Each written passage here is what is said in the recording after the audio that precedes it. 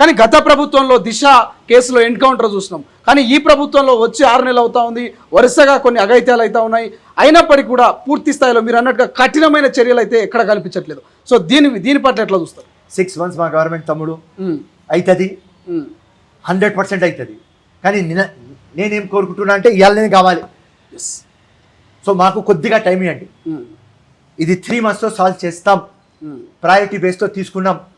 కమిషనర్కి కలిసినప్పుడు చెప్పిన చబూత్రా ఆపరేషన్ మొదలు పెట్టండి, ఎవరు కూర్చోవద్దు, అది స్టార్ట్ అయింది. స్విగ్గీ కానీ జొమాటో కానీ వాళ్ళ అగేన్స్ట్ మాట్లాడతలేను, కానీ స్విగ్గీ జొమాటో 12 గంటల తర్వాత మొత్తం స్టాప్ కావాలి. స్విగ్గీ జొమాటో తెచ్చి ఇస్తున్నారు, ఇస్తే వాళ్ళు తింటున్నారు, తాగుతున్నారు, డ్రగ్స్ తీసుకుంటున్నారు, ఎనర్జీ వస్తుంది, నెక్స్ట్ డే కంటిన్యూ అవుతుంది. అండ్ క్రైమ్లో పోతే క్రైమ్ సీన్లో ఎవరు అక్యూజ్ ఎవరు చేస్తున్నారు వాళ్ళకు మీరు చూస్తే 2-3 రోజుల నుంచి తాకుతున్నారు, 2-3 రోజుల నుంచి డ్రగ్లు తీసుకుంటున్నారు. ఆ మత్తులు ఏం అర్థమైతలేదు, మొత్తం సిస్టమ్ డెడ్ అయిపోతుంది. దానిలో ఈ అత్యాచారాలు ఈ మర్డర్లు అవుతున్నాయి. సో స్విగ్గీకి 12 తర్వాత ఆపాలి. పోలీస్ పెట్రోలింగ్ ఎక్కువ కావాలి రాత్రిపూట. ముఖ్యమంత్రికి చెప్పిన ఇలా కూడా చెప్తున్నా, పోలీస్ ఫోర్స్కి ఎంపవర్ చేయండి, ఎక్కువ ఫోర్స్ ఇవ్వండి. ప్రతి ఒక్క పోలీస్ స్టేషన్లో ఫోర్స్ తక్కువ ఉన్నది. అక్కడ మల్లపల్లిలో ఇంకా ఆసిఫ్ నగర్లో మర్డర్ అవుతుంటే అక్కడ ఉన్నారు పోలీసు వాళ్ళు 2-3 ఉన్నారు, ఏం చేస్తారు పాపం. సో ఆ ఫోర్స్ ఎక్కువ కావాలి, నైట్ పెట్రోలింగ్ ఎక్కువ కావాలి. సో పోలీస్కి ఎంపవర్ చేయాలి. పోలీస్ చాలా చిత్తశుద్ధితో ఉన్నారు, కమిషనర్ దగ్గర నుంచి కానిస్టేబుల్ దాకా జబర్దస్త్ పని చేస్తున్నారు. నేను చెప్తున్నా, ఎంపవర్ కావాలి. ముఖ్యమంత్రి ఫోర్స్ ఎక్కువ ఇవ్వాలి, వాళ్ళకు ఇంకా మద్దతు ఇవ్వాలి. ఇస్తే క్రైమ్ కంట్రోల్ అయిపోతుంది. ఎందుకంటే నాకు తెలిసిన దాకా అందరికంటే పెద్ద రౌడీ ఎవరైనా ఉన్నాడంటే ఆడి పోలీస్. అది నెత్తి తిరిగితే అది సింహం అయిపోతుంది.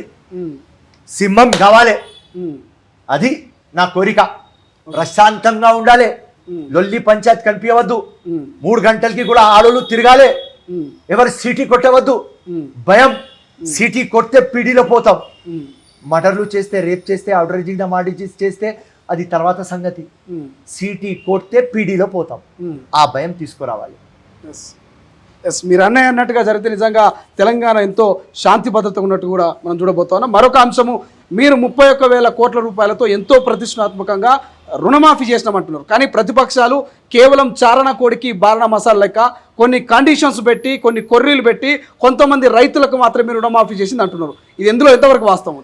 ఈ సంవత్సరం వాళ్ళతో కాలేదు, 10 సంవత్సరాలు వాళ్ళు పెట్టిన 28,000 crores.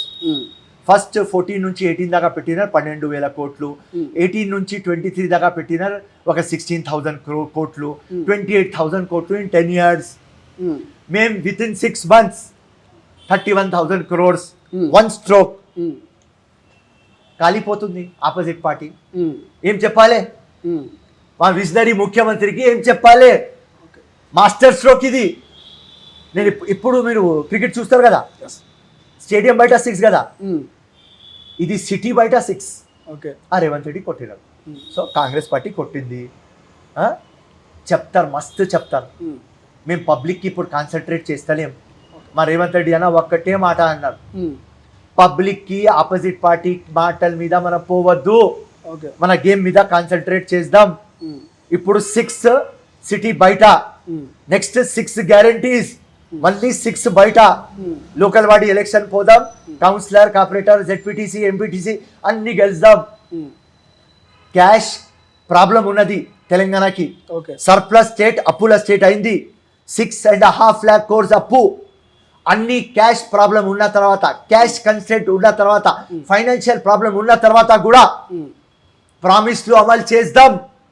ఆ చిత్తశుద్ధితో మా గవర్నమెంట్ ఉన్నది, ఆ చిత్తశుద్ధితో మా రేవంత్ రెడ్డి ఉన్నారు, ఆ కమిట్మెంట్ తో ఉన్నారు. ఇంకా ఏం కావాలేరా భయ్? అసలైన తొలి వెలుగు. ఫాలో వాట్సాప్ @తొలి వెలుగు official.